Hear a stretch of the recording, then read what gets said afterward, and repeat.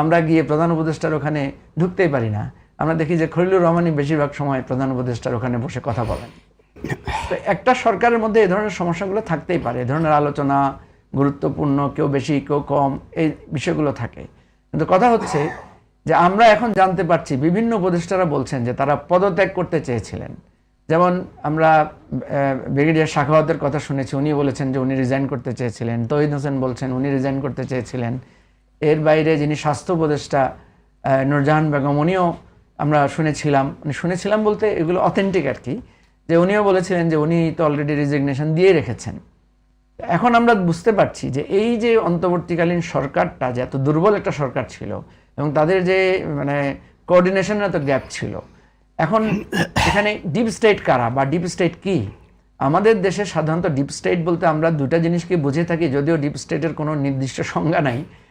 আমরা সাধারণত ক্যান্টনমেন্ট বা অদৃশ্য শক্তি, যারা রাজনীতির স্বাভাবিক শক্তি না, তাদেরকে অনেকে মিন করে থাকে।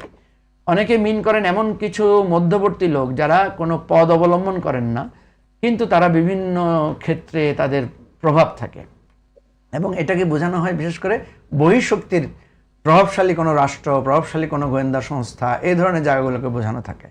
আমার যেটা মনে হয় যে প্রফেসর ইউনূস উনি অ্যাকচুয়ালি ওনার যেই মানে রাষ্ট্র পরিচালনার বা শাসন ক্ষমতা পরিচালনার যে পদক্ষেপটা ছিল, উনি একবার এক একজনকে গুরুত্ব দিয়েছেন বা একবার এক এক দিকে হেলে পড়েছেন। আমরা যেটা দেখেছি প্রথম দিকে উনি রাজনৈতিক দলগুলোকে বেশি গুরুত্ব দেন নাই, এবং এটা আমার কাছে মনে হয় যে প্রফেসর আসিফ নজরুলের এখানে একটা প্রভাব ছিল। উনি হয়তো ওনাকে বুঝিয়েছেন যে বেশি রাজনৈতিক দলদেরকে বেশি গুরুত্ব দিলে, পাত্তা দিলে অসুবিধা আছে। কিন্তু এরপরে আমরা দেখলাম পুরো উল্টা চিত্র।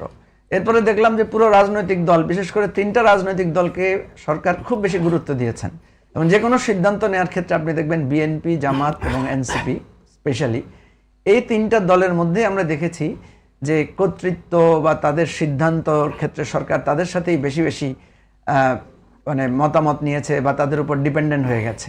আপনি দেখেন যখন ওই যে গণভবনে যখন উদ্বোধন করা হচ্ছিল আপনার মিউজিয়াম, তখন মাত্র 3টা দলকে সেখানে আহ্বান জানানো হয়েছে বা আমন্ত্রণ জানানো হয়েছে। যখন আপনার জাতিসংঘে প্রতিনিধি দল গেল, তখন কিন্তু ওই 3টা দলের প্রতিনিধিদেরকে নিয়ে যাওয়া হয়েছে। আপনি দেখবেন যখন প্রফেসর ইউনূস একা একা কথা বলেছেন, সবসময় এই 3টা দলের নেতাদেরকে নিয়ে আলাদা আলাদা কথা বলেছেন, কিন্তু অন্যান্য দলগুলোকে সবসময় দল বেঁধে গ্রুপ ওয়াইজ কথা বলেছেন। তো একটা সময় দেখা গেল যে রাজনৈতিক দলগুলো, বিশেষ করে লন্ডনে ঘুরে আসার পর থেকে তো আমরা দেখলাম যে মানে উনি বিশেষ করে বিএনপির মতামতের বাইরে যেতে পারছেন না বা যাচ্ছেন না। এবং ফাইনালি আমরা যেটা দেখলাম, জনাব তারেক রহমান যখন দেশে ফিরলেন, এখন মাননীয় প্রধানমন্ত্রী, ওনার প্রোটোকল, ওনার সিকিউরিটি, তারপরে ওনাকে দিনে দিনে ওনার ভোটার আইডি কার্ড তৈরি করা, এই সমস্ত বিষয়ে আমরা দেখলাম যে সরকার স্পেশালি বিএনপিকে বেশি গুরুত্ব দিচ্ছে এবং বিএনপির সিদ্ধান্তের বা বিএনপির মতামতের বাইরে কোনো কিছুতে যায় না। সরকার কয়েকটা পদক্ষেপ নিয়েছিল, আমি আপনাকে বলি স্পেসিফিক্যালি। যেমন সরকার একটা পদক্ষেপ নিতে চেয়েছিল যে স্থানীয় সরকার নির্বাচন করার জন্য, এটা কিন্তু বিএনপি বাধা দিয়েছে বা বিএনপি নিষেধ করেছে, দেখে এটা হয় নাই। তারপরে হচ্ছে আপনার প্রেসিডেন্টের ব্যাপারে একটা আন্দোলন হয়েছিল প্রেসিডেন্টকে সরানোর জন্য, সেখানেও কিন্তু বিএনপির মানে অমতের কারণে সেটা বেশি দূর অগ্রসর হয় না। একটা জায়গায় শুধু বিএনপির অসম্মতি সত্ত্বেও যে কাজটা করা হয়েছিল সেটা হচ্ছে আওয়ামী লীগের উপরে তার কার্যক্রমের উপর নিষেধাজ্ঞার ব্যাপারে, এবং সেখানেও আমরা তখন দেখেছি বিএনপি পরবর্তীতে এটাকে মৌন সম্মতি দিয়েছে। সার্বিকভাবে আমি যেটা মনে করি যে এখানে এই প্রফেসর ইউনূসের যে সরকার, এই সরকারটা রিয়েলি একটা কর্তৃত্ব এবং তাদের যে নিয়ন্ত্রণ থাকার কথা সেটা ছিল না। ব্যাপারটা কি এরকম যে তাহলে কিচেন ক্যাবিনেটে যারা ছিলেন তাদের ক্ষমতা পরিবর্তিত হয়েছে আস্তে আস্তে, এরকম বিষয়টা এরকম হয়েছে কিনা? আপনি ডক্টর খলিলুর রহমানের কথা বললেন, আমরা জানি আনঅফিশিয়ালি ডক্টর খলিলুর রহমান আপনাদেরকে অনেক অ্যাডভাইস দিয়েছেন এবং আপনারাও চেয়েছিলেন যে ডক্টর খলিলুর রহমান এখানে যুক্ত হোক, সরকারের সাথে কাজ করুক, সেটাও আমরা জানি। সমর্থন দিয়েছেন আপনারা ভীষণভাবে শুরুতে তাকে, কিন্তু এরপর কথা শোনা এই বিষয়টা নিয়ে একরকম সমালোচনা আমরা শুনছি। আপনার মন্তব্য শুনি। না দেখেন, ডক্টর খলিলুর রহমান তো প্রথমে উপদেষ্টা হিসেবে যোগদান করেন না, এবং ডক্টর খলিলুর রহমানের এখানে কোনো অবস্থানও ছিল না, এবং উনি বাংলাদেশেও ছিলেন না, থাকেনও না উনি বাংলাদেশে, উনি বাইরে ছিলেন। উনি যেহেতু অর্থনীতিবিদ, ছাত্র হিসেবে ভালো ছিলেন এবং ক্যাডার সার্ভিসে উনি খুব ভালো করেছিলেন। উনি দেশে এসেছিলেন, এসে প্রফেসর ইউনূসের সাথে সাক্ষাৎ করেছিলেন, সাক্ষাৎ করে উনি রোহিঙ্গা ইস্যুটা ডক্টর ইউনূসকে তুলে ধরেছিলেন এবং এটার ভিত্তিতে ডক্টর ইউনূস তাকে রোহিঙ্গা বিষয়ক দূত বানিয়েছেন, এতটুকুই মানে আমরা জানি। এরপরে উনি হঠাৎ করে আপনার সিকিউরিটি অ্যাডভাইজার হয়ে যাওয়া, এবং এরপরে দেখেন আজকে তো এই বিষয়টা ক্লিয়ার হয়েছে, যেটা তৌহিদ হোসেনের কথায় তৌহিদ হোসেন বলেছেন যে আমেরিকার সাথে যে চুক্তিটা হয়েছে এটা বেসিক্যালি ওনারা কয়েকজনে মাত্র জানতেন, এবং তৌহিদ হোসেন এটার পার্ট ছিলেন না, উনি যদিও পররাষ্ট্র উপদেষ্টা। এটার সাথে আপনার ইয়ার সাহেব ছিলেন, যে কমার্স অ্যাডভাইজার ছিলেন, বশির সাহেব ছিলেন, খলিল সাহেব ছিলেন, আর প্রধান উপদেষ্টা নিশ্চয়ই তো ছিলেনই, এতে তো কোনো না থাকার তো কোনো কারণ নাই। তো ওনারা অল্প কয়েকজন এটার সাথে ইনভলভ ছিলেন।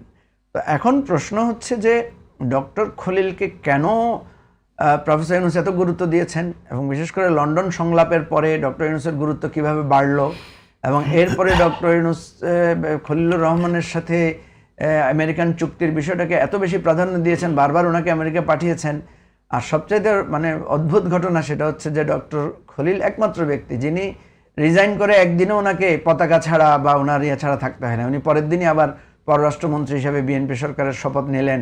মুজিবুর রহমান মঞ্জু বেশ কিছু কথা বললেন, যে যেখানে আসলে পরবর্তীতে ডক্টর খলিলুর রহমান আসার পরে একটি পর্যায়ে বিএনপি যেভাবে চেয়েছে সেরকম ভাবে সরকার করেছে, আপনারও কি তাই মনে হয়? আসলে মঞ্জু ভাই কথা বলার সময় ঠিক যে প্রশ্নটা আপনি করেছেন ওই জায়গায় তিনি বলেছেন যে খলিল সাহেব আসার পরে, বিশেষ করে ওই সরকারের সময়, একটু পুরো ইন্টারিম গভর্নমেন্টের সময়, সরকার বিএনপির অনুমোদনের বাইরে মাত্র আওয়ামী লীগকে নিষিদ্ধ করা, কার্যক্রম নিষিদ্ধ করার বিষয়টি ছাড়া বাকি সবগুলা বিএনপি যেটা চায়নি সেটা করেনি, বিএনপি যেটা চেয়েছে সেটা করেছে, এরকম একটা ধারণা দেবার চেষ্টা করেছেন মঞ্জু ভাই।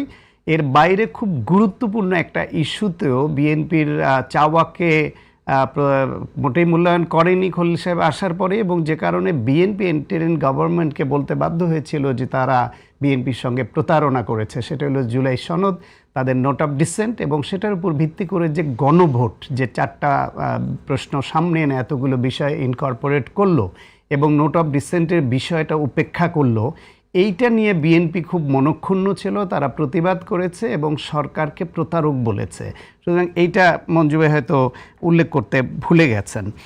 আর এর বাইরে একটি ছোট্ট আমার মনে হয় ঘটনা, ছোট ঘটনা ঠিক বলবো না, এটা নিয়ে অনেক আন্দোলনও হয়েছে, ইশরাকের মেয়র হিসেবে শপথ নেওয়ার বিষয়টি নিয়েও কিন্তু সেটা দলের অবস্থান সরাসরি ওইভাবে ছিল না।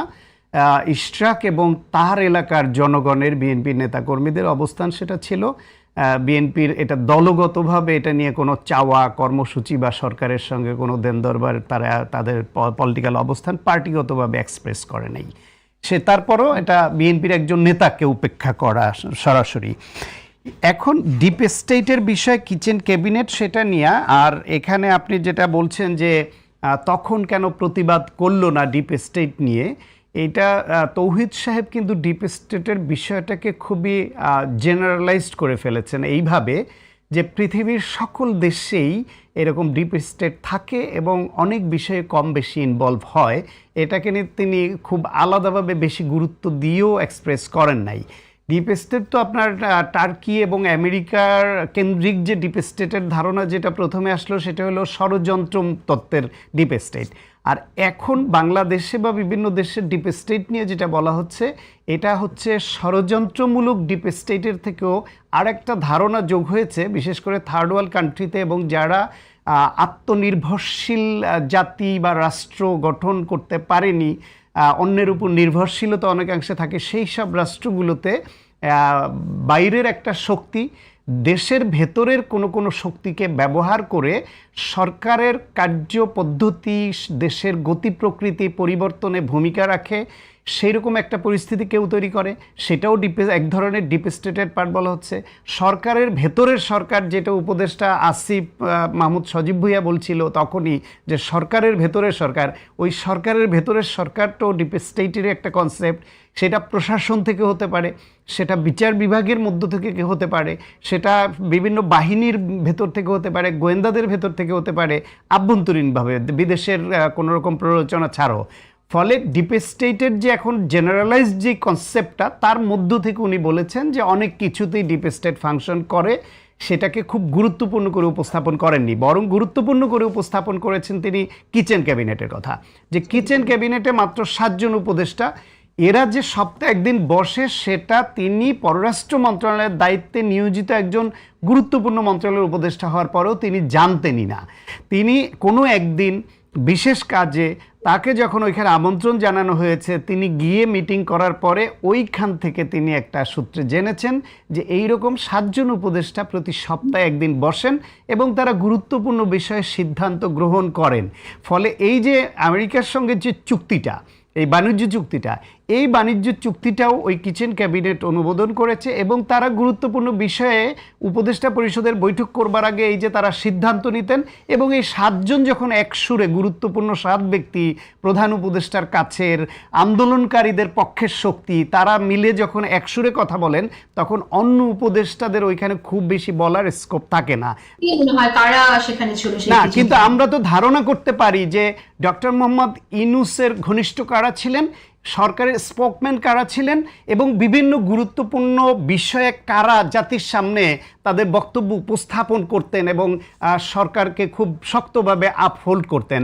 ডেফিনেটলি সেই নামগুলো ডক্টর মোহাম্মদ ইউনূস এবং তার পাশে 2 জন ছাত্র প্রতিনিধি, ডক্টর আসিফ নজরুল, রেজওয়ানা হাসান, বা পরবর্তীতে ডক্টর খলিলুর রহমান যিনি সিকিউরিটি অ্যাডভাইজার ছিলেন, এরা তো একটা সার্কেল খুব শক্তিশালী ছিলেন। আর এইখানে মন্ত্রী উপদেষ্টা না হয়েও শক্তিশালী হয়ে উঠেছিলেন আপনার প্রেস উইংয়ের প্রধান যিনি শফিকুল ইসলাম, পুরো নাম শফিকুল আলম, তিনি। ফলে এইটার জন্য গবেষণার দরকার হয় না যে যদি একটা কিচেন ক্যাবিনেট হয় তাতে কারা কারা থাকতে পারে, হয়তো কোনো নাম বাদও পড়ে যেতে পারে। আমার ধারণার কথা এটা, এর কোনো তথ্য প্রমাণ আমার হাতে নাই। পাশাপাশি এই 2 জন 3 জন যারা, যে আপনার ধরেন না অন্য যারা অর্থনীতি নিয়ে কাজ করতেন, ব্যাংক নিয়ে বা অর্থ উপদেষ্টা ছিলেন, শিক্ষা উপদেষ্টা ছিলেন, তারা তো এইসব গুরুত্বপূর্ণ রাজনৈতিক সিদ্ধান্তের অংশীদার হওয়ার মতোই রকমও না এবং সরকারের ভোকাল পার্সনও ছিলেন না। আপনার তৌহিদ সাহেব নিজেই বলেছেন তিনি ওর পার্ট ছিলেন না। পুরনো আকাঙ্ক্ষা, -2, -3, নানান রকম মাইনাস ফর্মুলা ছিল। এইবার তারা শুরুর দিকে তাদের কার্যক্রম দেখে মনে হয়েছে যে বাংলাদেশ থেকে কিছু মাইনাস করতে চায়। সেই মাইনাস করার অংশ প্রেক্ষাপট তৈরি করবার জন্য তারা ছাত্রদের সংগঠনটাকে কিভাবে একটা রাজনৈতিক দলে পরিণত করা যায়, তাদেরকে সব কিছুতে কীভাবে মামাবাড়ির আবদার মেটানোর মতো সব আবদার মেটানো যায়, তাদেরকে এম্পাওয়ার্ড করা যায়, পুরনো আকাঙ্ক্ষা বাস্তবায়নের একটা প্রক্রিয়া স্পষ্ট হয়েছিল। এবং সেইখানে সেটা করতে যখন ব্যর্থ হয়েছে, যে ছাত্রদের যে রাজনৈতিক সংগঠন হলো তারা নানান রকমের বদনামের ভাগীদার হয়ে গেল, তাদের নামে চাঁদাবাজি সহ নানান রকমের অপবাদ যুক্ত হয়ে পড়ল এবং তারা নিজেদের নানান রকমের কোন্দলেও কখনো কখনো জড়িয়ে পড়ল। অন্য রাজনৈতিক শক্তিগুলোর সঙ্গে তারা ঠিক নতুন আবির্ভূত নেপালে যেরকম পেরেছে এই গণঅভ্যুত্থানের পরে, সেরকম কোনো বড় শক্তি হয়ে দাঁড়াতে পারল না। তখন হয়তো ডক্টর মোহাম্মদ ইউনূস বা তার সঙ্গের যারা বিশেষ কোনো এজেন্ডা বাস্তবায়নের চেষ্টা করছিলেন তারা হতোদ্যম হলেন যে না, যাদের উপর নির্ভর করে আমরা নতুন কোনো বন্দোবস্ত তৈরির যে আকাঙ্ক্ষা নিয়ে এগুচ্ছিলাম সেটা আর হচ্ছে না। এটা আমার বিশ্লেষণ, আমার তখনও বলেছি এটা, যে ওনাদের প্রথম দিকের মোটিভ এরকম মনে হয়েছে। এর পাশাপাশি বাংলাদেশে রাষ্ট্র পরিচালনার জন্য তখন তাদেরকে অনেকগুলো শক্তিকে মোকাবেলা করতে হয়েছে। একদিকে সেনাবাহিনীর সঙ্গে তাদের একটা আন্ডারস্ট্যান্ডিংয়ে আসতে হয়েছে, একদিকে তাদের এইখানে আওয়ামী লীগের মতো একটা পতিত ফ্যাসিবাদী শক্তি হলেও তারা কিন্তু এই দেশে খুব বড় সংখ্যার সদস্য নির্ভর একটি দল এবং তাদের কর্মীরা এত বেশি অযৌক্তিকভাবে ডেডিকেটেড যে তারা ওই একজন খুনি নেত্রীর নামে স্লোগান দিয়ে অনেক অঘটন ঘটিয়ে ফেলতে পারে, এরকম একটা জঙ্গি শক্তি। সেই শক্তিটার মোকাবেলা করা, আবার গণঅভ্যুত্থানের পক্ষের শক্তি যে রাজনৈতিক দলগুলো, তাদের মধ্যে আবার একটু এই স্বার্থের দ্বন্দ্ব তৈরি হয়ে গেল। বিএনপি একবার যদি বলে যে এটা করতে হবে বা একটা প্রেশার ক্রিয়েট করে সরকারের উপরে, জামাত আবার আর এক ইস্যু নিয়ে প্রেশার ক্রিয়েট করে যে এই বুঝি বিএনপি সরকারের থেকে এটা আদায় করে নিল। আবার জামাত একটা দাবি করলে বিএনপি মনে করে এই বুঝি জামাত এটা আদায় করে নিল, তারা আর একটা প্রেশার ক্রিয়েট করে। এনসিপি ছাত্রদের নিয়ে চলো রাজু ভাস্কর্যে বলে ঝাঁপিয়ে পড়ে, চলো যমুনার সামনে বলে ঝাঁপিয়ে পড়ে, চলো শাহবাগ চত্বরে বলে ঝাঁপিয়ে পড়ে। সুতরাং এইরকম এই যে গণঅভ্যুত্থানের পক্ষের শক্তির মধ্যে যে স্বার্থের দ্বন্দ্ব এবং অনৈক্যের সুর বাজলো, সেটাকেও অ্যাড্রেস করে এইভাবে একটা সব কিছুকে অ্যাকোমোডেট করতে গিয়ে সরকারের কিন্তু বিভিন্ন রকমের অলিখিত শক্তি, যেটাকে আমরা ডিপ স্টেট বলি, সেরকম কোনো না কোনো অংশের দ্বারস্থ হতে হয়েছে। না হলে ওই ইন্টারিম গভর্নমেন্টের এইভাবে এইরকম সমস্যা সংকুল অবস্থায় দেশ চালানো এত সহজ ছিল না। এই যে কিচেন ক্যাবিনেটের কথা যেহেতু আমরা বলছি, কিচেন ক্যাবিনেটের সাথে ডিপ স্টেটের কোনো যোগ আছে কিনা সেটা একটু শুনতে চাই। যদিও সাবেক পররাষ্ট্র উপদেষ্টা তৌহিদ হোসেন এই ডিপ স্টেটের ব্যাপারটা একটু জেনারেলাইজ করেছেন বলেই মনে হয়েছে। তারপর আমি জানতে চাইছি কোনো যোগ আছে বলে মনে হয় কিনা। আপনি বললেন যে একটা এজেন্ডা তো অবশ্যই ছিল, সেই এজেন্ডার সাথে কি আপনি গণভোটের 4টি প্রশ্নের একটি উত্তর বা জুলাই সনদ বাস্তবায়ন আদেশ এগুলোর কোনো যোগসূত্র দেখেন? ডেফিনেটলি যোগসূত্র থাকতে পারে। যদি না থাকে তাহলে দেশবিরোধী সিদ্ধান্ত হবে। বিএনপিকে তখন একটা বড় রাজনৈতিক দল, তাদের সঙ্গে যে আন্ডারস্ট্যান্ডিং হলো, কথা হলো, প্রধান উপদেষ্টা এবং ঐক্যমত্য কমিশন যিনি পরিচালনা করলেন ডক্টর আলী রিয়াজ, দুজনেই প্রকাশ্যে সংবাদ মাধ্যমে বললেন যে সব দলগুলো ন্যূনতম যে বিষয়গুলোতে একমত হবে সেটাকেই নিয়ে আমরা সংস্কারের জন্য এগিয়ে যাব, বাকিগুলো ওই দলগুলো ইস্তেহারে দিবে এবং জনগণ সিদ্ধান্ত নেবে। সেইখান থেকে সরে এসে বিএনপির সঙ্গে প্রতারণামূলক চালাকি করে তাদেরকে ওইখানে বাধ্য করে নেওয়া, এবং আজকে দেশে যে এই সংস্কার নিয়ে বিএনপির সঙ্গে জামাত ইসলাম, এনসিপি সহ অন্য রাজনৈতিক দলগুলোর সঙ্গে যে দূরত্ব, যে সংকট, এই সংকটের বীজ বপন করেছে তো ইন্টারিম সরকার ওই গণভোটের প্রশ্ন নির্ধারণের মাধ্যমে। সুতরাং সেটি এমনি সরল মনে করেছে এটা আমি বিশ্বাস করতে রাজি নই। ওইখানে ওই যে ডিপ স্টেট কনসেপ্টের মধ্যে যে গ্রুপটা আছে সেটা দেশের আভ্যন্তরীণ হোক, বিদেশি কোনো শক্তির প্রভাবাধীন হোক, অথবা ওই কিচেন ক্যাবিনেটের তারা তাদের পরবর্তী রাজনৈতিক স্বার্থের জন্য হোক, দেশ গোলযোগপূর্ণ থাকলে তাদের ভবিষ্যতে রাজনীতি করা আরও সহজ হবে এবং যারা রাষ্ট্র পরিচালনার দায়িত্বে আসবে তাদেরকে হিউমিলেট করা, তাদেরকে বিপদগ্রস্ত করার উপাদান বাড়বে। নানান ইকুয়েশনে নানানজন রাজনৈতিক ইকুয়েশন করে, কি কারণে করেছে সেটা সময় বলে দিবে, কিন্তু কোনো না কোনো এরকম ইকুয়েশনের ফলেই এই আজকের সংকটটা তখন তারা তৈরি করেছে। এবং তার সঙ্গে কিচেন ক্যাবিনেটের সম্পর্ক কতটা, ডিপ স্টেটের সম্পর্ক কতটা, এইটা বিশ্লেষণের দাবি রাখে। এবং আজকে যেরকম তৌহিদ সাহেব যেরকম কিছু কথা বলছেন, যেই 7 জনের কথা বলেছে, সংবাদ মাধ্যমের এখন উচিত, গোয়েন্দাদের উচিত এইটা খুঁজে বের করা এবং এক্সপোজ করা ওই 7 জন কারা ছিল এবং তাদের বক্তব্য নেওয়া, এবং যেই সব বিষয়গুলোতে তিনি বলেছেন, উল্লেখ করেছেন, সেই বিষয়েও সামনে বক্তব্য আসার দরকার যে তিনি কেন ওই আমেরিকার সঙ্গে ওই চুক্তির ওই মিটিংয়ে তিনি একজন উপদেষ্টা হিসেবে, পররাষ্ট্র উপদেষ্টা থাকার পরও থাকতে পারেননি কেন। যদিও এটা মোস্টলি কমার্স মিনিস্ট্রির কাজ এবং কমার্স মিনিস্ট্রি এটা করলেও প্রধান উপদেষ্টা সহ তার কিচেন ক্যাবিনেটের অন্যরা সবাই থাকতে পারলে, জানতে পারলে কেন পররাষ্ট্র উপদেষ্টা বা অন্য কোনো উপদেষ্টা থাকতে পারেন না, সেখানে তাদের কি সন্দেহটা ছিল সেগুলো বের হওয়া দরকার। নিশ্চয়ই, ধন্যবাদ ডক্টর সায়ন্ত। আমি মুজিবুর রহমান মঞ্জু, আমি আপনার কাছে শুনতে চাই যেটা ডক্টর সায়ন্ত বললেন যে শুরুতে আমরা নিজে সবাই শুনেছি সাবেক প্রধান উপদেষ্টা তিনি বলেছিলেন যে আমরা সংস্কারের কথা বলবো, যারা যে বিষয়ে রাজি হবে সেটা মানুষ দেখবে, যেটা রাজি হবে না আমরা ওপেন রাখবো, কোন কোন বিষয়ে কেউ রাজি হচ্ছে না সাধারণ জনগণের কাছে খোলা থাকবে, সবাই দেখবে। কিন্তু সেই জায়গা থেকে তিনি সরে এসে একরকম চাপিয়ে দিল এবং এই গণভোটের যে প্রশ্নগুলো আছে সেটা নিয়ে আমরা জুলাই সনদে যে সিগনেচার করা হলো সেই সাইন জুলাই সনদ থেকেও একটু আমরা বিচ্যুতি দেখলাম এখানে। এবং সেটা নিয়ে ডক্টর সায়ন্ত যেটা বললেন যে সেখানে প্রতিবাদ জানিয়েছিল, প্রতারণা বলেছিল এই বিষয়টিকে বিএনপি পক্ষ থেকে। তখন এটা কি আসলে আমরা একভাবে দেখতে পারি যেরকম যে ইলেকশনের আগেও আমরা বিএনপিকে দেখেছি বিএনপি সংস্কার বিরোধী একটি দল এরকম কথা বলা হয়েছিল, এবং বিএনপি যাতে এই যে সংস্কারগুলো মানবে না সেটা চাপিয়ে দিয়ে ইলেকশনের পরও বিএনপিকে সংস্কার বিরোধী প্রমাণ করার একটি পরিস্থিতি সৃষ্টি করা, ব্যাপারটাকে কেউ যদি চায় এভাবে ব্যাখ্যা করতে পারে কিনা মুজিবুর রহমান মঞ্জু? এটা তো খুব পুরানো কথা আপনি যেগুলো তুললেন, এগুলো নিয়ে প্রচুর আলোচনা হয়েছে। প্রথম কথা হচ্ছে যে আমরা যেগুলোতে একমত হয়েছি সেগুলোই বাস্তবায়নের দিকে চলে গেছে, যেগুলো একমত হয় নাই সেরকম কোনো কিছু কিন্তু বাস্তবায়ন প্রফেসর ইউনূস করেন নাই বা ওই সরকার করে নাই। যেগুলোতে একমত হয় নাই সেগুলোই কিন্তু গণভোটে দেওয়া হয়েছে। শান্ত ভাই যে কথাটা বলেছেন আমি একটু কারেকশন করি, সেটা হলো জুলাই সনদের যে ড্রাফটটা দেওয়া হয়েছিল সেই ড্রাফটটাতে প্রথমে বিএনপির নোট অফ ডিসেন্টগুলো উল্লেখ ছিল না, যার কারণে সালাউদ্দিন সাহেবরা বলেছিলেন বিএনপির পক্ষ থেকে যে আমরা এটা স্বাক্ষর করব না। পরে দেখা গেল রাতের মধ্যেই এটা আপনি জেনে নিয়েন, সালাউদ্দিন ভাই নিজে কম্পিউটারের সামনে বসে এটা আপনার আমাদের মনির হায়দার সাহেব আছেন, ডক্টর আলী রিয়াজ আছেন, ওনাদের সাথে আপনি ক্রস চেক করে নেবেন। ওনাদের উপস্থিতিতেই উনি সেগুলো সব সংযুক্ত করেছেন এবং আমাদের যে 56 জুলাই সনদটা আছে সেখানে দেখবেন যে বিএনপির নোট অফ ডিসেন্টগুলো সেখানে আছে। সুতরাং বিএনপির বরং এই জুলাই সনদের মধ্য দিয়ে আরও প্রমাণ হয় যে বিএনপির চিন্তার বাইরে কোনো কিছু ওনারা করেন নাই। এখন দুইটা জায়গায় প্রশ্ন তুলছেন, একটা হচ্ছে রাষ্ট্রপতির কাছে যে আদেশটা, আর দ্বিতীয় হচ্ছে গণভোট।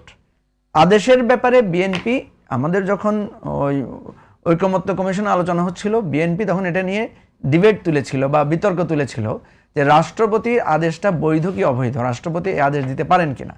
এটা নিয়ে তখন বিতর্ক হওয়ার পরে আমাদের মিটিং মুলতবি করে পরে এক্সপার্টদের অপিনিয়ন নেওয়া হয়েছে। যে এক্সপার্ট অপিনিয়নের মধ্যে বর্তমান যে আইনমন্ত্রী আছেন, উনি তখন অ্যাটর্নি জেনারেল ছিলেন, উনি অন্তর্ভুক্ত ছিলেন। তাহলে ওনাদের মতামত নিয়েই ওনারা কিন্তু এটা রাষ্ট্রপতির আদেশটা জারি করেছেন। এখন রাষ্ট্রপতির আদেশটা বৈধ কি অবৈধ এটা কিন্তু জাস্টিফাই করবে গণভোট। গণভোট যদি এটাকে বৈধতা দেয় তাহলে এটা বৈধ। দেখেন আমাদের গণভোটে দুটো জিনিসের রায় চাওয়া হয়েছে, একটা হচ্ছে রাষ্ট্রপতির আদেশ, আর একটা হয়েছে 4টি বিষয়ের যে মতামত, হ্যাঁ বা না। এখন বিএনপি এই গণভোট বিএনপি যদি মনে করে যে এই রাষ্ট্রপতির আদেশ অবৈধ এবং এই গণভোটের ব্যাপারটা তারা চায় না, তাহলে তাদের এই গণভোট বর্জনের ডাক দেওয়া দরকার ছিল। এখন তারা আমার মনে হয় যে আপনি যেটা শুরুতে বলেছিলেন যে এই বিষয়টা পুরনো আলাপ ঠিকই আছে, আপনি যে কথাগুলো বলছেন এটা আসলে আমরা শুনেছি এবং বলেছিও। আমি যেটা প্রশ্ন করেছিলাম যে সেটা হচ্ছে এই যে সরে আসা প্রধান উপদেষ্টার প্রথম যে অবস্থান, সেখান থেকে সরে এসে প্রধান উপদেষ্টা সরে আসেন নাই তো, জুড়ে দেয়া, এটাতে কেউ আসলে উনি সরে আসেন নাই তো। আপনি দেখেন 133টা যে অধ্যাদেশ জারি করা হয়েছে, সেই অধ্যাদেশগুলোতেও যেগুলোতে আমরা একমত হয়েছি সেগুলোই তো করা হয়েছে, এর বাইরে কোনো অধ্যাদেশ তো জারি করেন নাই। সেই অধ্যাদেশের মধ্যে বিএনপি তো অলরেডি 98টা আইনে পরিণত করেছে। বাকিগুলোর ব্যাপারেও বিএনপি কি বলেছে? বিএনপি বলেছে যে তাদের একটু সংশোধন আছে। তার মানে কি, যেগুলোর ভিতরে আমরা একমত হয়েছি সেগুলাই হয়েছে, যেগুলোতে একমত হই নাই সেগুলোই গণভোটে দেওয়া হয়েছে। এবং এই গণভোটের রায় বিএনপি গণভোটের পক্ষে, হ্যাঁ ভোটের পক্ষে প্রচারণাও চালিয়েছে, যদিও ভেতরে ভেতরে না ভোট দিয়েছে সেটা আলাদা প্রসঙ্গ। এখন দেখেন এই বিতর্ক আমরা বহু করেছি, এই পুরানো জিনিস এখন এখানে আমরা আলাপ করে লাভ নাই। অলরেডি তো এটা একটা জটিলতার মধ্যে ঢুকেই গেছে, কারণ বিএনপি এই জটিলতার মধ্যে ঢুকে গেছে। আপনি যে কথাটি বললেন এই জটিলতার মধ্যেই কিন্তু ঢোকার কথা ছিল না। As per former chief advisor উনি যেটা বলেছিলেন যে যেটা মানবে সেটা মানবে, যেটা মানবে না সেটা সাধারণ মানুষের জন্য ওপেন থাকবে। আপনি একই কথা আপনি তো একই কথা রিপিট করছেন। 4টি প্রশ্নের একটি উত্তরের মধ্য দিয়ে আসলে একরকম চাপিয়ে দেওয়া ছিল কিনা ভাই? আপনাকে যদি প্রথম কথা হচ্ছে আপনাকে যদি চাপিয়ে দেয় আপনি না ভোট দিবেন, অসুবিধা কি? এটা তো আপনার জোরাজুরি তো নাই। আপনাকে আপনি যদি মনে করেন যে এখানে প্রতারণামূলক হয়েছে, আপনি যদি মনে করেন যে এই প্রশ্নের সাথে একমত না, আপনি যদি মনে করেন 4টা প্রশ্নের আমি একটা উত্তর দিব না, আপনি না দিবেন, সমস্যা কি? এখন পর্যন্ত একজন ভোটারও তো আমি পাই নাই যে বলেছে যে আমি এটা না বুঝে ভোট দিয়েছি। এখন পর্যন্ত একটা লোকও পাই নাই, বরং এরকম লোকই পেয়েছি যারা বলেছে যে আমি এখানে না ভোট দিয়েছি। সুতরাং জনমতকে তো আপনাকে বুঝতে হবে, জনগণের মতামত এখানে প্রতিফলিত হয়েছে কিনা। এখন আপনি না মানলে না মানবেন। আপনি যদি মনে করেন যে আমি গণভোট প্রতারণামূলক হয়েছে, গণভোট বৈধ হয় নাই, আপনার এখন 2/3 পার্লামেন্টে আপনার শক্তি আছে, আপনি সেটা না করবেন। আমি ঠিক আছে মুজিবুর রহমান মঞ্জু, আমি আপনাকে একটু বলি, এখানে আমরা গণভোট বৈধ হয়েছে না অবৈধ হয়েছে সেই কথাটা বলছি না। আমরা বলছি যে গণভোট নিয়ে যে জটিলতা সৃষ্টি হলো, এই জটিলতাটা অ্যাভয়েড করতে পারতেন আমার মনে হয় যে শুনেন পারতেন কিনা সেই প্রশ্নটা এখানে এসেছে। আপনি একটা সাধারণ কথা বুঝছেন না কেন? এটা তো ক্লাস 4-5 এর ছেলে মেয়েরাও বোঝার কথা। আমরা যদি সব বিষয়ে একমত হয়ে যাই তাহলে তার গণভোটের দরকার ছিল না। আমরা তো সবাই একমত হয়ে গেলাম, আর গণভোট কেন লাগবে?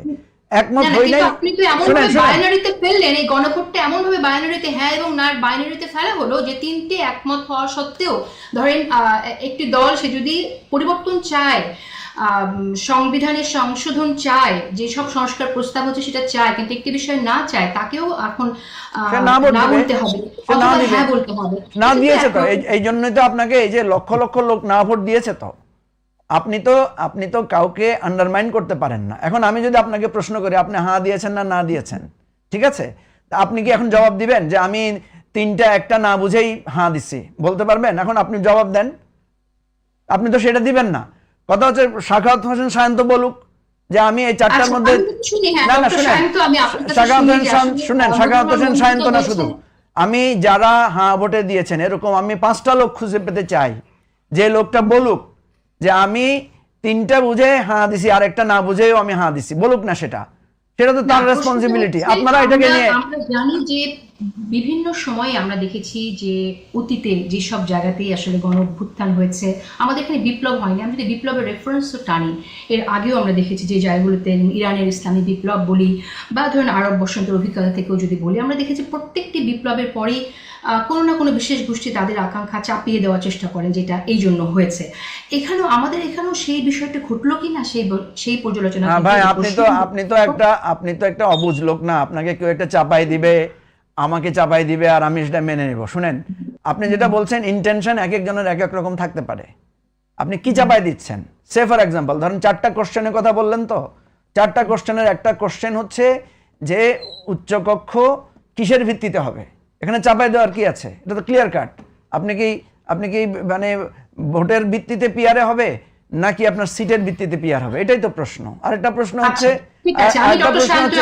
একটু মন্তব্য শুনে চাপিয়ে দেওয়া না থাকলে আসলে বিএনপির এত আপত্তি কেন? বিএনপি তো আসলে নির্দ্বিধা এগুলো সবকিছু মেনে নিয়ে এই সংকট অ্যাভয়েড করতে পারতো। আপনার মন্তব্য শুনি ডক্টর শঙ্কর। মঞ্জু ভাইয়ের সঙ্গে তো দীর্ঘদিন আমাদের হৃদ্যতাপূর্ণ সম্পর্ক, দুষ্টুমির সম্পর্ক।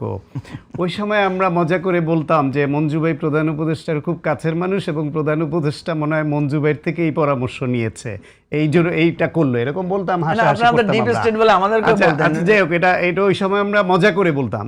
কিন্তু আজকে মঞ্জু ভাইয়ের কথা শুনে মনে হচ্ছে অন্তত এই জিনিসটা যে ঠিক আছে, বিএনপি যদি মনে করে যে তাদের সঙ্গে প্রতারণা হয়েছে গণভোটে, তাহলে তারা না ভোটের পক্ষে প্রচারণা চালাতো, এই বুদ্ধিটা সরকার গ্রহণ করেছিল, হয়তো এটাই চেয়েছিল সরকার।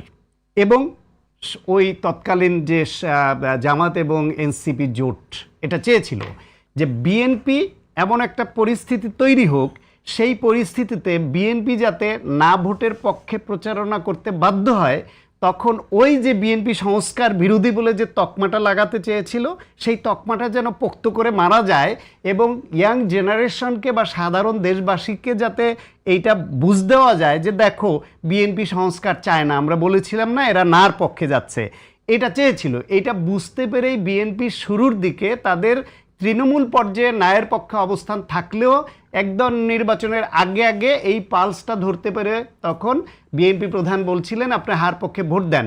এবং কি একটা পরিস্থিতি তৈরি করেছিল দেখেন, সরকার তার স্কুল কলেজের শিক্ষক, তার সরকারি কর্মচারীদের দিয়ে হার পক্ষে প্রচারণায় নামিয়ে দিয়েছিল।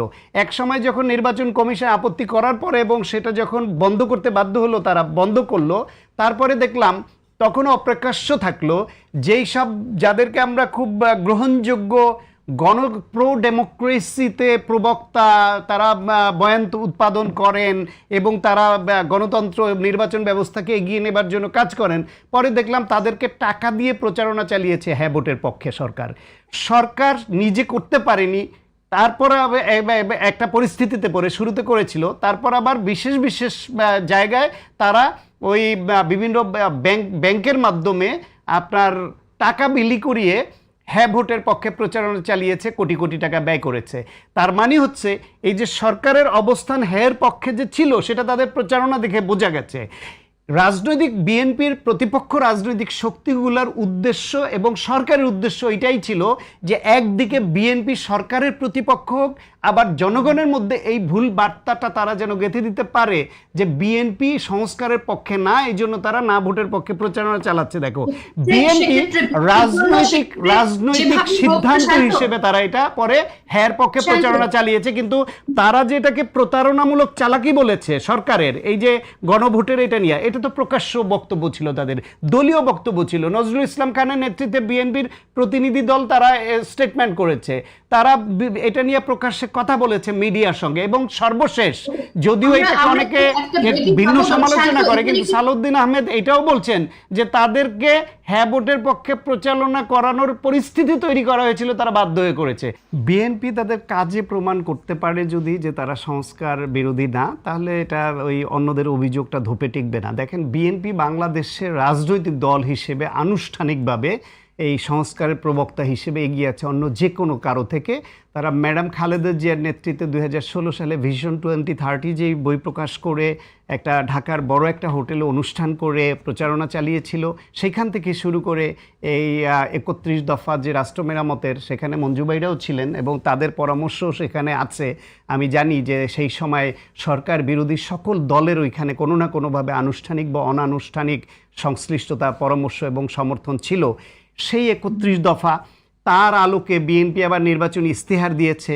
এই সব দলগুলো একমত হয়ে একটা জুলাই সনদ করেছে। সেই জুলাই সনদে সব দল যেসব জায়গায় একমত হয়েছে, বিএনপি এখনও দ্ব্যর্থহীনভাবে বলছে যে যেখানে তাদের নোট অফ ডিসেন্ট নেই এমন সবগুলো তারা অক্ষরে অক্ষরে পালন করবে। তারপরে জাতীয় সংসদে তারা নিজেদের সদস্য এবং বিরোধী দল থেকে তারা 5 জন সদস্য আহ্বান করেছে যে একটা কমিটি হবে, সেই কমিটির মাধ্যমে জুলাই সনদের যেগুলোতে সবাই একমত সেটাকে বাস্তবায়নের দিকে এগিয়ে নিবে জাতীয় সংসদে আইন পাশ করার মাধ্যমে। সেখানে বিরোধী দলের 5 জন সদস্য তারা অস্বীকৃতি জানিয়েছে। অস্বীকৃতি জানালেও বিএনপি যেহেতু 2/3 মেজরিটিতে আছে, ইতিমধ্যে বিএনপির এই যে গুম কমিশন, তারপর বিচার বিভাগ সচিবালয় নিয়ে, তারপর মানবাধিকার কমিশন, এইসব বিষয়ে এটা না করাতে, আইনে পরিণত না করাতে কিছু সমালোচনা উঠেছে। তারা বলছে অধিকতর যাচাই বাছাই করে করবে। এটা দ্রুততার সঙ্গে যদি সকল স্টেক হোল্ডারের সঙ্গে আলোচনা করে গ্রহণযোগ্য একটা আইন করে দিতে পারে, তাহলে বোঝা যাবে যে যারা আমি নিজেও এটা সমালোচনা করেছি যে এই গুম কমিশন, মানবাধিকার কমিশন বিএনপি কেন করলো না, কেন বাতিল করলো এবং কি পরিবর্তন তারা করতে চায় সেটা কেন আশ্বস্ত করছে না। যখন করবে তখন যারা সমালোচক আমরা, তারা নিশ্চয়ই বুঝবো যে হ্যাঁ বিএনপি বেটার কিছু দিয়েছে বলেই তখন করেনি। এইভাবে তারা যদি কাজে পরিণত করতে পারে যে তারা সংস্কার 2/3 মেজরিটি আছে, তারা চাইলেই সংস্কারগুলো করতে পারে।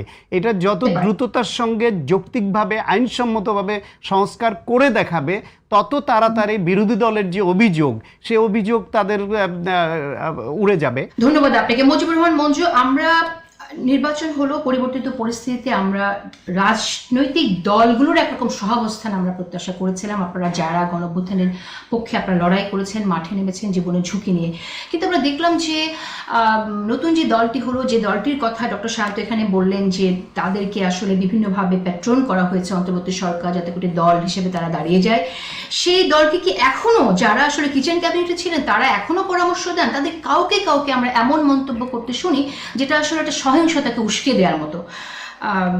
কি করে তারা আসলে এই ধরনের কথা বলছে? কারোর পরামর্শ ছাড়াই আসলে কি হচ্ছে, নাকি যদি নিজেরাই বলে? তাহলে এই বিষয়টাকে আপনার মন্তব্যটা শুনতে চাই আমি, যে কেন এই রাজনৈতিক সহাবস্থানের মতো পরিস্থিতি আমরা দেখছি। আপনি যদি আমাকে সময় দেন আমি বলবো। প্রথম কথা হচ্ছে যে আপনারা দুজনে মিলে একটা কথা বলছেন যে গণভোট ত্রুটিপূর্ণ, গণভোটের সরকার টাকা খরচ করেছে, গণভোটের সরকার এক ধরনের প্রতারণার আশ্রয় নিয়েছে, এটাও বলছেন। আবার গণভোটে হ্যাঁ ভোট দেওয়ার জন্য বলছেন, আবার এখন গণভোট বলছেন গণভোটের রায় আমরা বাস্তবায়ন করবো, আমরা জনগণের প্রতি শ্রদ্ধাশীল। তো সব কথা আপনারাই বলছেন। গণভোটের রায় বাস্তবায়ন করবে এটা বলি নাই, বলছি জুলাই না, তাহলে গণভোট বাতিল করে দেন, তাহলে গণভোট বাতিল করে দেন। আপনাদের তো 2/3 মেজরিটি আছে, আপনাদের 2/3 অটোমেটিক্যালি বাতিল হয়ে যাবে, আপনাদের 2/3 মেজরিটি আছে, আপনারা গণভোট বাতিল করে দেন, কোনো অসুবিধা নাই। 70% মানুষ ভোট দিয়েছে, এই মানে 70% কেন, টোটালি গণভোটে তো অংশ নিয়েছে লোকেরা। আপনারা সেটা করবেন আমরা বুঝতে পারছি, সেই জন্য আমরা বলছি যে, এবং এর শান্ত ভাইয়ের কথা থেকে বোঝা গেছে যে আপনারা যদি 31 দফা বাস্তবায়ন আন্তরিক হতেন, তাহলে তার এখন চাপ প্রয়োগ, আবার আমাদেরকে সুপ্রিম কোর্টের সচিবালয়ের জন্য দাবি তুলতে হতো না, গুম কমিশনের জন্য দাবি তুলতে হতো না, বিচার বিভাগের স্বাধীনতার কথা বলতে হতো না। দেখেন, বিএনপির অন্তত আপনি 8-10টা প্রমাণ আমি দিতে পারবো, তারা র্যাব বাতিলের কথা বলেছেন, র্যাবকে এটা খুনি হিসেবে তারা বলেছেন, এখন তারা এসে র্যাব বাতিল করবেন না। সুতরাং আমরা অভিযোগটা কোথায়? বিএনপি তো আমাদের আন্দোলনেরই সাথী। আমাদের অভিযোগটা হচ্ছে হয়তো আমরা ক্ষমতায় গেলেও আমরা একই রকম হয়ে যেতাম, সেটা নিয়ে আমার বিতর্ক নয়। আমার বিতর্ক হচ্ছে ক্ষমতায় যাওয়ার পরে বিএনপি তার 31 দফা থেকে যে আস্তে আস্তে সরে আসছে, সে যে তার কথাগুলো থেকে আস্তে আস্তে নড়ে যাচ্ছে, সেই জিনিসটা আমরা ধরিয়ে দিচ্ছি। আমরা কোনো শত্রুতা করছি না, এবং এটা যে বিএনপি সরে যাচ্ছে, আমরা যে বলছি আপনি পিপলের কাছে জিজ্ঞেস করেন, বিএনপি তো নির্বাচনের আগে অনেকগুলো জরিপ করেছিল, অনেক ধরনের গবেষণার প্রতিষ্ঠান ছিল, এখন তারা জরিপ করে দেখুক।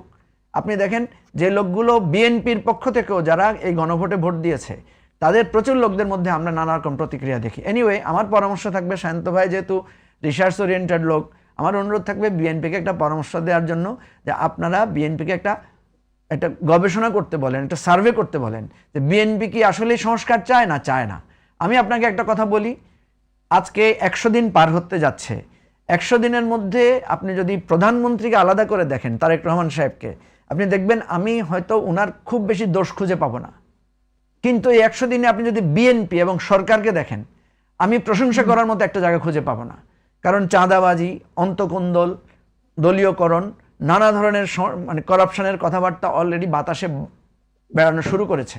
আপনি দেখেছেন গরুর হাট নিয়ে, কুরবানের হাট নিয়ে প্রচুর পরিমাণে রিপোর্ট হয়েছে, প্রচুর পরিমাণে সরকারের কোনো নিয়ন্ত্রণ নাই। রাস্তাঘাটে পর্যন্ত গরুর হাট বসিয়ে, এই যে ফ্লাইওভারের নিচে, এই যে বিভিন্ন জায়গায় মেট্রো রেলের নিচে বসিয়ে দেওয়া হয়েছে, ঢাকা শহরের বিভিন্ন জায়গায় চলাচল বন্ধ করে দেওয়া হয়েছে।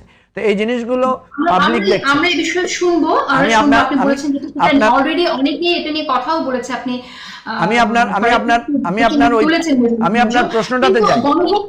গণভোট নিয়ে কিন্তু অনেকেই আলোচনা করেছে, গণভোট নিয়ে সংবিধান বিশেষজ্ঞ যারা, তারাও কিন্তু অনেক কথা বলেছে। পৃথিবীর ইতিহাসে সবচেয়ে হাস্যকর গণভোট বাংলাদেশে 3টা গণভোট হয়েছে, এর আগে 2টাই বিএনপি করেছে গণভোট। ওই সমস্ত গণভোট নিয়ে প্রচুর কথা আছে, বাংলাদেশের প্রত্যেক নির্বাচন নিয়ে কথা আছে। সুতরাং কথার কোনো শেষ নাই।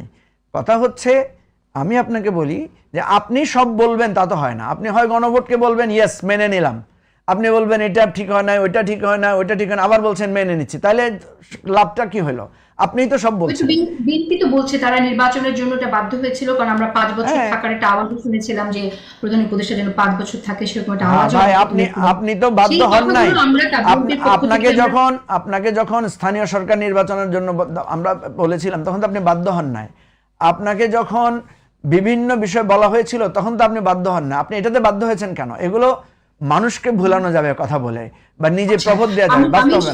আপনি যে মন্তব্য শুনবো এই বিষয়ে, কেন এখানে আসলে বাধ্য হতে হলো সেই বিষয়ে মন্তব্য শুনবো, কিন্তু ছোট করে আবার শেষ করে দিতে হবে। আপনার প্রশ্নটা ছোট করে যদি বলেন যে নতুন যে দল হয়েছে, ছাত্রদের যে দল হয়েছে, সেখানে যেটা ডক্টর শান্ত বললেন, এবং অনেকেই এই কথাটি আগেও বলেছেন যে দলটা গঠনের জন্য সরকার পেট্রোল করছে, সেই দলকে নানানভাবে সহযোগিতা করা হয়েছে। তাহলে এই যে কিচেন ক্যাবিনেটের কথা বলছে, তারা কি এখনো তাদের পরামর্শ দেয়, নাকি তারা এখন নিষ্ক্রিয় হয়ে গেছে? আপনার কাছে কি মনে হয়? দেখেন, এটা তো স্পেসিফিক কেউ যদি নিজে স্বীকার না করে, যেমন এই যে কিচেন ক্যাবিনেটের কথা আসছেন, যার কিচেন, প্রফেসর ইউনূসের কিচেন, তো উনি যতক্ষণ পর্যন্ত না বলবেন যে উনার একটা কিচেন ক্যাবিনেট ছিল, কিচেন ক্যাবিনেটের সদস্য কারা কারা ছিল, আমরা তো জানতে পারবো না। আর যারা মেম্বার ছিলেন, তারা হয়তো কেউ যদি এসে উইলিংলি বলেন যে I was the member of the kitchen cabinet, তাইলে হয়তো সেটা আমরা বলতে পারবো। আদার দেন আমরা তো শুধু এগুলো নিয়ে একটা নানা ধরনের আলোচনা, যেমন উনি বারবার, ডক্টর শান্ত বারবারই বলছে হতে পারে, হবে, সম্ভাবনা আছে, ধারণা করছে, এগুলাই বলছেন। বাস্তবতা হচ্ছে প্রফেসর ইউনূসকে জিজ্ঞেস করা যেতে পারে, আমাদের পার্লামেন্টারি কমিটি করে আপনি যদি মনে করেন কিচেন ক্যাবিনেট করা কোনো আইনগত লঙ্ঘন হয়েছে বা রাষ্ট্রের কোনো মানে শৃঙ্খলা নষ্ট হয়েছে, তাহলে ওনাকে পার্লামেন্টারি কমিটিতে ডেকে জিজ্ঞেস করা যেতে পারে যে আপনার কোনো কিচেন ক্যাবিনেট ছিল কিনা, কারা কারা ছিল। এই আলোচনাগুলো আমাদের জন্য এখন খুব বেশি, মানে শুধু একে অপরের দিয়ে আঙুল তোলা ছাড়া লাভ হবে না। আপনি যে প্রশ্নটা করেছিলেন, আমি সেটার জবাব দিয়ে শেষ করি। প্রথম কথা হচ্ছে, এই যে ছাত্রদের দল এবং ছাত্রদের আচরণ নিয়ে বারবার কথাগুলো আসছে, আমি একদম স্পষ্ট বলি, সেটা হচ্ছে এই ছাত্ররা সরকারের বিরুদ্ধে যখন, হাসিনার বিরুদ্ধে যখন আন্দোলন করেছিল, তখন তারা খুব খারাপ আচরণ নিয়ে রাস্তায় নেমে এসেছিল। তারা নানা ধরনের গালিগালাজ, নানা ধরনের স্লোগান, নানা ধরনের উত্তেজনাপূর্ণ কথা বলেছিল। তখন আমরা সবাই তাদেরকে সাপোর্ট দিয়েছিলাম। তারা যখন শেখ হাসিনাকে গালি দিয়েছিল, যেমন আমরা তো তখন কাউয়া কাদের বলেছিলাম, আমরা তো তখন শেখ হাসিনাকে খুনি ডেকেছিলাম, আমরা তো বলেছিলাম শেখ হাসিনার গদিতে আগুন জ্বালাও একসাথে, এবং খুব নোংরা নোংরা স্লোগান ঢাকার রাস্তাঘাটে দেওয়া হয়েছিল। তখন আমরা সবাই সাপোর্ট করেছিলাম। কেন করেছিলাম? কারণ একটা ফ্যাসিবাদী জায়গা থেকে আমরা ফ্যাসিবাদকে উৎখাতের জন্য সবাই ঐক্যবদ্ধ ছিলাম। এখন এরপরে ওই যে আপনি যে লোকগুলোকে প্রশ্রয় দিয়েছেন, আশ্রয় দিয়েছেন, তাদেরকে সার্বিকভাবে সাহায্য করেছেন, এরপরে এসে বসে তাদের সাথে আলোচনা করা যায়, বাবা গালিগালাজ ওদেরকে দিছো, ঠিক আছে, এখন নিজেরা আর গালিগালাজ করো না, নিজেরা আসো, আমরা সুন্দর এই কোড অফ কন্ডাক্ট আমরা কেউ তৈরি করি না। ফ্যাসিস্ট সরকারের সাথে, হাসিনা সরকারের সাথে আসলে বিএনপি সরকারের তুলনা করা যায় কিনা? ফ্যাসিস্ট সরকারকে তখন না, সেটাই তো আমি বলছি, সেই কথাটাই তো বলছি, ওদেরকে নিয়ে বসে এই আলোচনাগুলো করা দরকার ছিল। যে ভাই ফ্যাসিস্টের বিরুদ্ধে যে স্লোগান দিয়েছি, ফ্যাসিস্টের বিরুদ্ধে যে কথা বলেছি, এটা এখন আমরা নিজেদের মধ্যে দিব না, আসলে আমরা একটা ইয়াতে বসি। আমরা তো সেই জায়গাটাই করতে চেয়েছিলাম যে জুলাই সনদ আমাদের সংস্কার, সেই জায়গাটা। কিন্তু দেখা যাচ্ছে যে সংস্কারের জায়গায় বিরোধটা এসেছে কি নিয়ে, ইলেকশন না সংস্কার। এই যে মুখোমুখি জায়গা তখন থেকে শুরু হয়েছে, সেটার এখনো অব্যাহত আছে। এটা আমি বলছি, এটা থামানো দরকার। ধন্যবাদ মুজিবুর, মুজিবুর শেষ করে দিতে হবে। ডক্টর সায়ন্ত, আমি আপনার কাছে যে বিষয়ে জানতে চাই সেটা হচ্ছে, আপনি নিজে সাংবাদিকতা করেছেন, তো আপনি জানেন যে এই যে ফ্রিডম অফ এক্সপ্রেশন, এটা কিন্তু একটা লিমিট, একটা জায়গায় থাকতে হয়। যে কথা, যে গালি বলেন বা যে বক্তৃতা আসলে সহিংসতাকে উস্কে দেয়, সেটা আমরা অনেক উন্নত দেশেও দেখেছি সেটাকে ডিসকারেজ করা হয়। আমাদের এখানে সেই ঘটনাগুলো ঘটছে, যেমন বক্তব্য সামনে আসছে যেটা কিনা আসলে মাঠের একটা সহিংস পরিস্থিতির দিকে উস্কে দিচ্ছে। সেই জায়গায় আসলে সরকার কি করতে পারে? আপনারা কি আসলে এই যে মুজিবুর মঞ্জু যেটা বললেন যে সবার সাথে বসে কথা বলা, যে আমরা এই চর্চাটা না করি, আপনি কি মনে করেন যে বিএনপির এরকম কোনো উদ্যোগ নেওয়া উচিত কিনা? আর আরেকটি বিষয় এখানে এসেছে যে হাটের ইজারা, সে হাটের ইজারা জায়গায় আমরা কিন্তু বিএনপির কাছ থেকে অনেক পরিবর্তন আশা করছি, কিন্তু এই ইজারা যেভাবে বিএনপি নেতারা নিয়েছেন সেই অভিযোগ এসেছে সামনে। আমরা দেখছি এভাবে বিএনপি নেতারা বেপরোয়াভাবে ইজারা নিয়ে নেবে হাটের, এটাকে আপনি কিভাবে ডিফেন্ড করবেন বা কি করা উচিত? ডিফেন্ড নিশ্চয়ই আপনি করবেন না, সেক্ষেত্রে সরকার কোনো উদ্যোগ নিল না কেন? এরকম ঘটনা কেন ঘটলো? প্রথম কথা হলো, কোরবানির গরুর হাট নিয়ে যে মিসম্যানেজমেন্ট এবং একতরফা সিদ্ধান্ত এবং সরকারের বিভিন্ন স্বার্থান্বেষী গোষ্ঠী এটাকে অতীতের মতো করেই কোথাও কোথাও তাদের দখলদারিত্ব কায়েম করেছে, এই সমালোচনাটা এসেছে। সরকারের তরফ থেকে উচিত হবে, প্রধানমন্ত্রী যেহেতু এখনো পর্যন্ত দলমত নির্বিশেষে গ্রহণযোগ্য ভূমিকা পালন করছেন বলে প্রশংসিত হচ্ছেন, এই খোদ ঢাকা শহরে তিনি দুজন প্রশাসক নিয়োগ দিয়েছেন, তাদের মাধ্যমে উচিত যে তারা ঠিক আচরণ করেছেন কিনা, ঠিক কাজটি করেছেন কিনা, এবং গরুর হাট নিয়ে এটা কেন ঘটলো, এই সরকারের এবং দলের গায়ে যে বদনামটা লাগলো সেটা এই দল কেন এই গুটি কয়েক ব্যক্তির জন্য সেই দায়টা বহন করবে, এটা সিরিয়াসলি নেওয়া উচিত।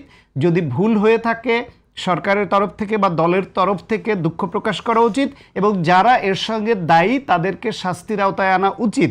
যদি শুরুতেই এই কাজটা করতে না পারেন, তাহলে যত ভালো ভালো কথাই তারা শোনান, মানুষ তাদেরকে পরিবর্তনের যে আকাঙ্ক্ষা তারা তুলে ধরেছেন এটা বিশ্বাস করবে না। আমরা এরকম প্রতিটা ক্ষেত্রে পরিবর্তন চাই। সেকেন্ডলি, যে বিএনপির উদ্যোগ নেওয়া উচিত কিনা, বিএনপি সরকারে আছে, সরকারের কাছেই সবাই দাবি করে, সেটা তো অবশ্যই উচিত, কিন্তু বিএনপির আগে উচিত আমি বলবো, যেই দলগুলো বেয়াদব তৈরির প্রকল্প হাতে নিয়ে কারখানা খুলে বসেছে, ওই কারখানা বন্ধ করার জন্য ওই দলকে আগে উদ্যোগ নিতে হবে। তাদের নেতারা তারা বেয়াদবি করবে, কারো স্পর্শকাতর বিষয়কে সামনে এনে তাকে কতটা আঘাত করা যায় ক্রমাগত সেটা করে যাবেন, আর মনে করবেন যে তারা সবাই আমাদের এখন সরকারকে তারা পেয়ে বসেছে এরকম একটা উভয় সংকটে, যে আমরা যা খুশি তাই বলবো, ওদের এটা সহ্য করতে হবে। যদি প্রশাসনিক ব্যবস্থা নেয় তাহলে বলবে এই যে দেখো হাসিনার সরকারের মতোই পুলিশ লেলিয়ে দিয়েছে। আবার যদি তাদের বিরুদ্ধে দলগতভাবে ছাত্রদল, যুবদল, বিএনপি অবস্থা নেয়, তাহলে এই যে দেখো আওয়ামী ফ্যাসিবাদের মতো তাদের রাজনৈতিক উত্থান হয়েছে। অথচ ক্রমাগত তারা অপমান, অপদস্থ, হুমকি দিয়ে যাবে। একটা ছেলে মধুর ক্যান্টিনে বসে, আজকে আসার আগে, অনুষ্ঠান শুরুর আগে মঞ্জু ভাইকে শোনাচ্ছিলাম ভিডিওটা, আইনমন্ত্রীকে নিয়ে সে বলছে আইনমন্ত্রীকে যেখানে পাবেন গণপিটুনি দিবেন, আপনারা শুরু করবেন, আমরা আপনাদের সঙ্গে এসে যুক্ত হব। এইটা কি ধরনের কথা যে যেখানে পাবেন সেখানে আইনমন্ত্রীকে? এখন ওই ছেলেটা, এটা তো গণপিটুনির হুমকি দেওয়া, তাকে যদি আইনের আওতায় আনা হয়, আজকে এই যে জামাত, এনসিপি বা অনেকেই হয়তো বা ভার্চুয়াল মিডিয়ায় দেখবেন যে এই রকম প্রচারণার বন্যা বয়ে যাবে, যে সরকারের সমালোচনা করায় বা আইনমন্ত্রীর সমালোচনা করায় গ্রেপ্তার করা শুরু হয়েছে আওয়ামী লীগের মতো। এটা তো সমালোচনা না, নাসির পাটোয়ারি, তাকে নিয়ে নানান রকমের কথা আছে, এটা এনজয় করে, ও আলোচনায় থাকতে পেরে এনজয় করে, তার দল প্রমোট করে, তাদের সঙ্গীরা প্রমোট করে। প্রধানমন্ত্রীকে নিয়ে তার উপর 2006 সালে যে নৃশংস নিপীড়ন হয়েছিল সেই শব্দ উল্লেখ করে তাকে ওইবার গোয়েন্দারা করেছে, এইবার তারা করবে বলে যে হুমকি দেয়, এইটা কি কোনো রাজনৈতিক কালচারে ওঠে? এটা কি সরকারের ডেকে এনে তাকে বলতে হবে দুধ ভাত খাইয়ে যে বাবা, বা মাথা হাত দিলে বাবা তুমি আমাকে এটা বলো না? নাকি তার দলের দায়িত্ব এই কালচার ফিরিয়ে আনা? তার দল, তাদের অনুসারী, তাদের জোট, তারা না অঙ্গীকার করেছে পরিবর্তনের রাজনীতির? এটা কি ওই পরিবর্তনের রাজনীতি যে রাজনীতি আমরা চেয়েছি বা তারাও চেয়েছে? শান্ত ভাই, একটা প্রশ্ন করি আপনাকে। করব যে আমাদের শেষ করে দিতে হবে একটা একেবারে প্রশ্ন 10 সেকেন্ডস জেসিন, আপনি থাকেন, আপনি উপস্থাপক, সেজন্য বলছি। প্রশ্ন হচ্ছে যে সরকারের সমালোচনা করা যাবে কিনা?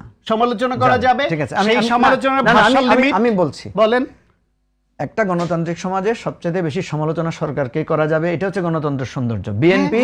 বিএনপি বরং এটা বাহাদুরি করে বলতে পারে যে আমাদেরকে গালি দিচ্ছ, তোমরা আমাদের উপর উস্কানিমূলক স্লোগান দিচ্ছ, যেটা অতীতে দিতে পারো না, যাকে দিচ্ছ।